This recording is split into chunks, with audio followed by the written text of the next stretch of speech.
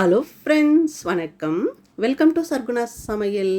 இன்றைக்கி நம்ம சேனலில் ஒரு அட்டகாசமான சுவையில் ஜவ்வரிசி பால் கொழுக்கட்டை தாங்க செய்ய போகிறோம். ஜவ்வரிசியும் பாலும் இருந்தால் போதுங்க, சட்டுன்னு இந்த ஸ்வீட்டை செஞ்சு முடிச்சிடலாம். டேஸ்ட் பார்த்திங்கன்னா அட்டகாசமாக இருக்கும். எல்லாருமே விரும்பி சாப்பிடுவாங்க. அதுவும் குட்டீஸ் ரொம்ப விரும்பி சாப்பிடுவாங்க. செய்கிறது ரொம்ப ஈஸி தான். இதை எப்படி செய்யுதுன்னு பார்க்கலாமா?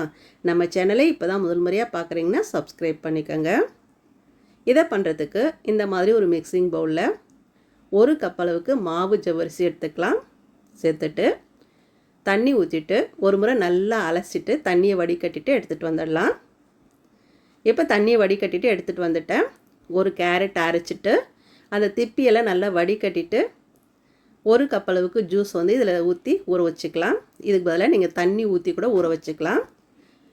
ஒரு 3 மணி நேரத்துக்கு நல்லா ஊறட்டும். இப்போ பார்த்தீங்கன்னா ஒரு 3 மணி நேரமாக நல்லா ஊறி இருக்குது. பார்க்கும்போதே பாருங்கள், நல்லா ஊறிடுச்சு. இப்போ கையை வச்சுட்டு நல்லா இந்த மாதிரி பிசைஞ்சு எடுத்துக்கலாம். பிசைய முடியலன்னா மிக்ஸி ஜாரில் சேர்த்துட்டு நல்லா கொரப்பாக இந்த மாதிரி அரைச்சி எடுத்துகிட்டு வந்துடலாம். நான் மிக்ஸி ஜாரில் சேர்த்துட்டு தான் அரைச்சி எடுத்துன்னு வந்திருக்கிறேன். இந்த மாதிரி கெட்டியாக அரைச்சி எடுத்துக்கணும். உருண்டை பிடிக்கிற அளவுக்கு இருக்கிற மாதிரி பார்த்துக்கோங்க. இப்போ இருக்கட்டும். இது கூடவே 1 ஸ்பூன் சர்க்கரை சேர்த்துக்கலாம். கூடவே ஒரு 1/4 ஸ்பூன் உப்பு சேர்த்துட்டு மறுபடியும் கையை வச்சுட்டு நல்லா இந்த மாதிரி கலந்து விட்டுக்கலாம். கலந்து விட்ட பிறகு கைக்கு எண்ணெயோ இல்லை தண்ணி தொட்டுட்டு இந்த மாதிரி சின்ன சின்ன உருண்டைகளாக உருட்டி எடுத்து வச்சுக்கலாங்க. எல்லாத்தையும் இதே மாதிரி சின்ன சின்ன உருண்டைகளாக உருட்டி எடுத்து வச்சுட்டேன் பாருங்கள். இருக்கட்டும். அடுத்ததாக ஒரு அடிகனமான பாத்திரத்தில் 1 லிட்டர் பால், காய்ச்சாத திக்கான பாலை நான் சேர்த்துக்கிறேங்க. இப்போ அடுப்பை பற்ற வச்சுக்கலாம். பற்ற வச்சுட்டு இது நல்லா கொதிக்கட்டும். பாருங்கள், நல்லா நுரைச்சி கொதிக்க ஆரம்பிச்சிடுச்சு. இது நல்லா கொதித்து இந்த பால் கொஞ்சம் திக்காயிட்டு வரணுங்க. அப்போ தான் இது பால் கொழுக்கட்டை டேஸ்ட் ரொம்ப நல்லாயிருக்கும். இப்போ இது கொதிக்கட்டும். அடுத்ததாக இந்த மாதிரி ஒரு மிக்ஸி ஜார் எடுத்து வச்சுக்கோங்க. அதில் ஒரு 10 முந்திரி சேர்த்துக்கலாங்க. கூடவே ஒரு 10 பாதாம் சுட தண்ணி ஊற்றி ஊற வச்சுட்டு அந்த தோலெல்லாம் எடுத்துகிட்டு சேர்த்துருக்குறேன். நீங்கள் தோலோடு கூட சேர்த்து அரைச்சிக்கலாம்.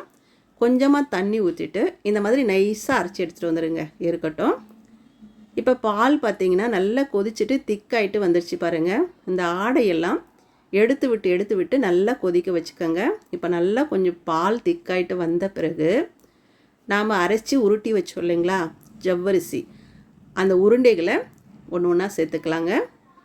சேர்த்துட்டு உடனே கலந்து விடக்கூடாதுங்க. ஒரு 1-2 நிமிஷத்துக்கு நல்லா அப்படியே விட்டுட்டு அதுக்கப்புறமா இந்த மாதிரி கலந்து விட்டுக்கங்க. உடனே கலந்தோம்னா இந்த உருண்டைகளெல்லாம் உடைய வாய்ப்பு இருக்குது. இந்த மாதிரி நல்லா கலந்து விட்டுட்டு இப்போ இது கூடவே நான் ஒரு 1/4 கப் அளவுக்கு கற்கண்டு சேர்த்துக்கிறேங்க.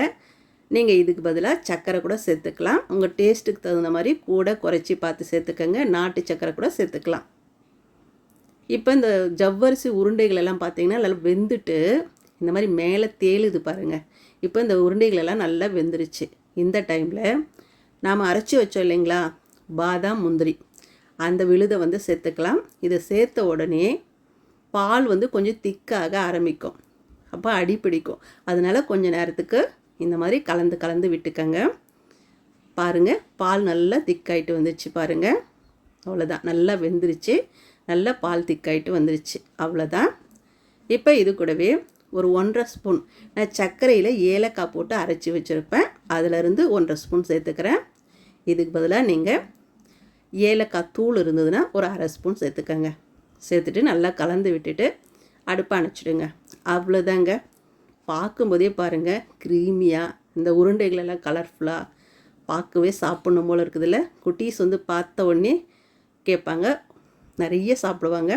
அந்த அளவுக்கு டேஸ்ட்டாக இருக்கும். எல்லாருக்குமே ரொம்ப ரொம்ப பிடிக்கும். பாருங்கள், பார்க்கும்போதே எப்படி இருக்குது. இதை ஃப்ரிட்ஜில் வச்சு சில்லுன்னும் சாப்பிட்லாம், அப்படியேவும் சாப்பிட்லாம்.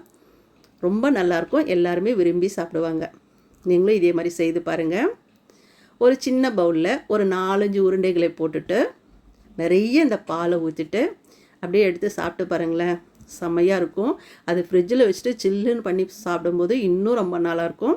இந்த சம்மர் டைமில் இந்த மாதிரி செய்து சாப்பிட்டு பாருங்கள், ரொம்பவே டேஸ்டியாக இருக்கும். தமிழ் புத்தாண்டு அன்னைக்கு இந்த மாதிரி செய்து பாருங்கள், எல்லாருமே விரும்பி சாப்பிடுவாங்க. அந்தளவுக்கு ருசி அருமையாக இருக்குங்க. இதே மாதிரி நீங்களும் செய்து பாருங்கள். செய்து பார்த்துட்டு எப்படி வந்ததுன்னு கமெண்ட்டில் சொல்லுங்கள். இந்த வீடியோ பிடிச்சதுன்னா சர்க்குணா சமையலுக்கு சப்ஸ்கிரைப் பண்ணுங்கள், லைக் பண்ணுங்கள், கமெண்ட் பண்ணுங்கள். மறக்காமல் உங்கள் தெரிஞ்சவங்களுக்கு நிறைய ஷேர் பண்ணுங்கள். நன்றி.